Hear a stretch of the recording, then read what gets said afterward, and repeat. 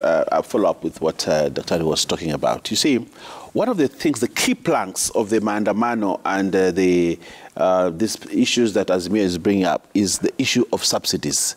When they talk about reduce the cost of bunga, and they're very specific that return subsidies, you know, you can very well know where they're moving to. There are people in this country who benefited immensely from subsidies, and they made a lot of money from subsidies. Now, one of the things is that these people who now cannot get subsidies are ganging up to say, bring back the subsidies so that they can get money and fleece the people of Kenya. But William Ruto has said very clearly, no subsidies. Now, why I'm saying the claim by Honorable Dr. Boni Khalwale is true. The people who are not now benefiting from subsidies are funding these things. Why is it that the key plank, what I would think Raila Odinga and his team would say, bring down the cost of unga, but not give a solution which failed? They know that up to today, money for subsidies, we saw it in the budget when it came to the National Assembly, around 4 billion. I think 4 billion could not be accounted for. But if you look at it, where did it go? It went to subsidies. The people who are now starved of that money of subsidies are saying, go to Maandamano so that subsidies might come back. So there are, apart from the political issues that are coming out from the Maandamano, there's a strong economic issues that are coming in. These people want Maandamano because they want unga to go down. They want fuel to go down because there was subsidy in fuel and they were benefiting from it. They want the cost of living, actually a lot of things to go down.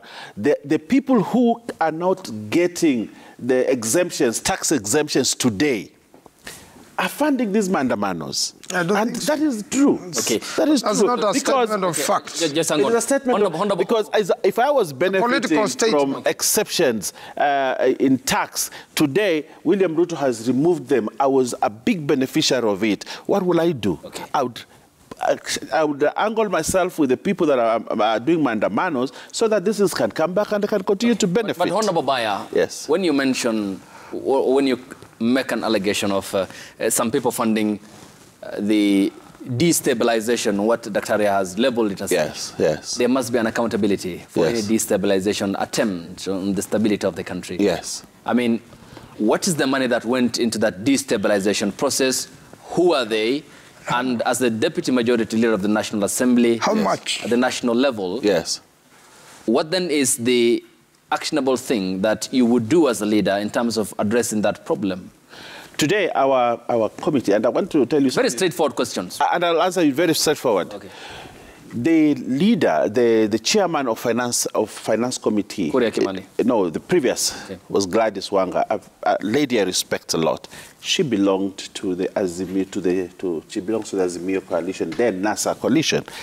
Uhuru Kenyatta allowed Gladys Wanga, who was actually from the other part of the coalition, to manage the finance committee of the National Assembly, which oversights the national government.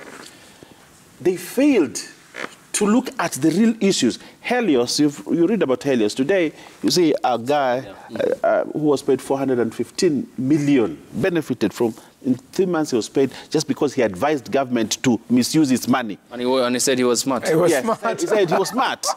But who was the person who was supposed to supervise this? Gladys Wanga, because he's the chairperson of a finance plan. Today, Kuria Kimani is sitting in this committee to bring accountability. Those people who misadvised government and did these things today. Today, Helios thing is coming in, the subsidies will come in, all these kind of things. Kuria Kimani is up to the task because he is aligned to the president's vision, and therefore he's able to say, we want to know what happened. Those people who got tax exemptions, how was it done? How did Treasury do this tax exemption such that a lot of money, you know, there are people today who wait and they just send in papers and KRA will refund them a lot of money. And they live on that.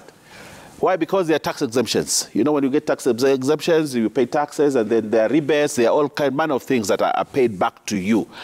Kuria Kimani is up to the task. And as leaders in the National Assembly, we have said all these people did all these things.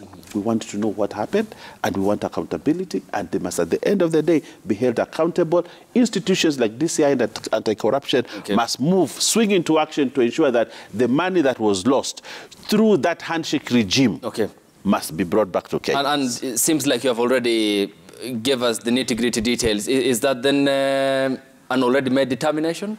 No. Parliament is doing its work. Okay. And what William Ruto has done is said, let Parliament do its work. Parliament is supposed to be doing its work in a democracy. The concern has been it was stifled in the 12th Parliament. Well, I wonder how 416 members are stifled by a political party leader, because you ought to be exercising power on behalf of the people. Yeah. That's what the Constitution anticipates and the very bedrock principle of our democracy. Some of them. Dr. Yes. Some of them.